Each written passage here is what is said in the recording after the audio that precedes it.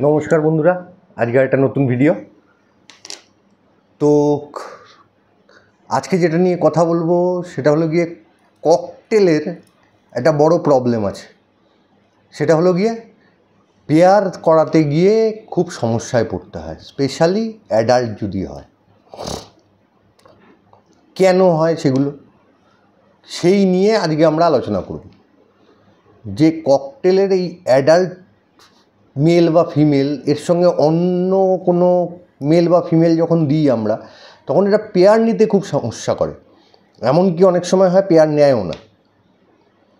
তো সেইখান দিয়ে এই কারণগুলোর যেটা আমি মোটামুটি বুঝেছি, আমি ককটেল এতদিন ধরে করে যেটা আমার মনে হয়েছে সেটা আমি বলছি। ককটেল প্রথম কথা হলো গিয়ে আপনি যেই দুটোকে কেজে রেখেছেন সেই দুটো প্রপার মেল ফিমেল আছে কি না সেই ব্যাপারে আগে স্যাঙ্গুইন হওয়া খুব দরকার। এমন না যে একটা ডাকছে আরেকটা ডাকছে না মানেই ওটা ফিমেল। অনেক মেল আছে যেগুলো খুব কম ডাকে, অনেক মেল আছে যেগুলো খুব কম ডাকে, বোঝা যায় না, কিন্তু সেগুলো কিন্তু মেলই, ফিমেল না।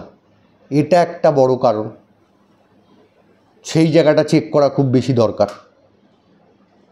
এবার দেখা গেল আমি চেঞ্জ করে দিলাম, ওটাকে চেঞ্জ করে স্যাঙ্গুইন একটা ফিমেল আমি ওর সঙ্গে দিলাম, মানে আমি শিওর যে এটাই ফিমেল আমি দিলাম। তারপরেও দেখছি মেল আর ফিমেলটা জোড়া নিচ্ছে না কিছুতেই। এবার এটার কারণ কি হতে পারে? মেল ফিমেল তো এবার আমার কনফার্ম, এবার তো আর আমার মেল ফিমেল নিয়ে প্রবলেম নেই, তাহলে কেন জোড়া নিচ্ছে না? এবার দেখবেন মেল আর ফিমেলের মধ্যে এজ ডিফারেন্সটা কত। খুব বেশি বড় ফিমেল তার সঙ্গে কম বয়সী মেল, বা খুব বড় মেল তার সঙ্গে খুব কম বয়সী ফিমেল, 10টার মধ্যে 6টা জোড়া নিতে প্রবলেম করে, 10টার মধ্যে 6টা জোড়া নিতে প্রবলেম করে। আর এগুলো করে কিন্তু অ্যাডাল্ট হওয়ার পরে যে জোড়াগুলো দেওয়া হয় সেখানে গিয়ে করে। আপনি আজকে একটা 6 মাসের পাখি নিয়ে আসুন, 6 মাসের কিছু ককটেল নিয়ে আসুন, নিয়ে এসে একটা বড় কেজ বা কলোনিতে ছেড়ে দিন। ছেড়ে দিয়ে দেখবেন আপনি মেল ফিমেল যে কটা আছে তারা ম্যাক্সিমাম জোড়া নিয়ে নিয়েছে। কিছু এবার যদি এক্সট্রা মেল বা এক্সট্রা ফিমেল থাকে তারা পড়ে রয়েছে, বাদবাকিরা জোড়া নিয়ে নিয়েছে। কারণ কি বলুন তো, তখন ছোটোবেলা থেকে বন্ডিংটা করানো খুব সম্ভব হয়, খুব ভালো ইজিলি হয়, আর ওই বন্ডিংটা অনেক স্ট্রংও হয়। বড় অবস্থায় আমাদের অনেক সময় করতে হয়, করতে হয় না এমন না, বহু সময় করতে হয়। সেই সময় গিয়ে যখন আমরা পেয়ার করতে চাই তখন ওর একটা চয়েস তৈরি হয়ে যায়। এবার চয়েস বলতে কীরম চয়েস? দেখা গেল ফিমেলটার বয়স খুব বেশি, মেলটার বয়স কম। তা আপনি ভাবুন না যে একজন মাঝবয়সী বা বলবো মানে মোটামুটি ধরুন একটা 30 বছরের মহিলা, তার সঙ্গে একটা 18 বছরের বা 20 বছরের একটা ছেলে, তাদের কি ওয়েভলেন্থ ম্যাচ করবে? ম্যাচ করা কি সম্ভব? এমনিতেই ফিমেলরা অনেক বেশি ম্যাচিওর্ড হয় মেলেদের থেকে, তো সেখানে মেলটা আরও ছোট, সেখানে গিয়ে অসুবিধা তো তৈরি হবেই। এবার দেখা গেল উল্টো কেস, যে না ফিমেলটা ছোট, ওই 12-13 মাস বয়স, আর মেলটা হলো গিয়ে 2 বছর বয়স। তার মানে কি সেই আবার কাকুর সঙ্গে বাচ্চা মেয়ে একটা, ব্যাপারটা হয়ে গেল এরকম। তো সেখানে গিয়েও প্রবলেম অ্যারাইজ হয়। শুধু তাই না, এতে বন্ডিংও অসম্ভব বাজে হয়, এদের বন্ডিংগুলো অসম্ভব বাজে হয়। সব সময় পেয়ার যে করবেন চেষ্টা করবেন 3-4 মাসের ডিফারেন্সের মধ্যে পেয়ারটাকে রাখার, সেটা বেশি ভালো। মেল 2-3 মাসের বড় হোক বা ফিমেল 2-3 মাসের বড় হোক অসুবিধা নেই, বা 4 মাসের বড় হোক ম্যাক্সিমাম, অসুবিধা নেই, কিন্তু তার বেশি না। তারপরেও দেখা যায় অনেক সময় পেয়ার নেয় না, এগুলো হয়ে গেছে তারপরেও পেয়ার নেয় না। এবার আসে হলো গিয়ে আরেকটা চয়েস, সেটা হলো গিয়ে কালার চয়েস, রঙের চয়েস, যেটা আমার নিজের চোখে দেখা। আমার একটা পাখি আছে গ্রে প্যাচলেস, মানে হোয়াইট ফেস। তো ও সঙ্গে প্রথমে আমি একটা লুটিনো ফিমেলের জোড়া দিয়েছিলাম। লুটিনো ফিমেলটার সঙ্গেও জোড়া হয়ে গেছিল, দুজনেরই বয়স 19-20 সমান ছিল, তো জোড়া হয়ে গেছিল।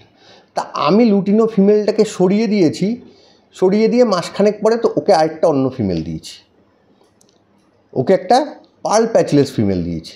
দেখলাম দুটো প্যাচলেস দিই, দেখি কি হয়। তো দুটো প্যাচলেস দিলাম, প্যাচলেস দেওয়ার পরেই দেখি এবার শুধুও পার্ল প্যাচলেসটাকে মারে।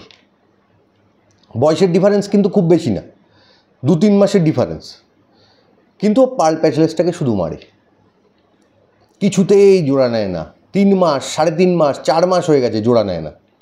তা সরিয়ে দিলাম পার্ল প্যাচলেসটাকে, সরিয়ে দিয়ে ওকে আরেকটা হোয়াইট ফেস দিলাম। এক ঘটনা, দেখি তাকেও প্রচণ্ড মারে, কোনো কথাবার্তা নেই, শুধু মানে দেখলেই মারতে থাকে। তো এটাকেও 1.5-2 মাস রেখে এটাকেও সরিয়ে দিলাম, সরিয়ে দিয়ে একটা ওকে অ্যালবিনো প্যাচলেস ওকে জোড়া দিলাম, মানে দিলাম ওকে জোড়ার জন্য। পাক্কা 7 দিন পরে দেখছি দুজনে হাড়ির সামনে ঘোরাঘুরি করছে। আর তার মনে হয় আরও কিছুদিন পরেই দুজনে ডিম দিয়ে দিয়েছে। মানে কালার চয়েসটা যে কতটা ইম্পর্টেন্ট ওদের কাছে ওই সময়, এটা আমি সত্যিই আগে জানতাম না যে ওর কাছে এতটা ইম্পর্টেন্ট কালারটা। যেহেতু লুটিনোটা আগে সাদা ছিল, পরের যে কটা দিয়েছি ফুল সাদা যেহেতু না, ওর একটাও পছন্দ না।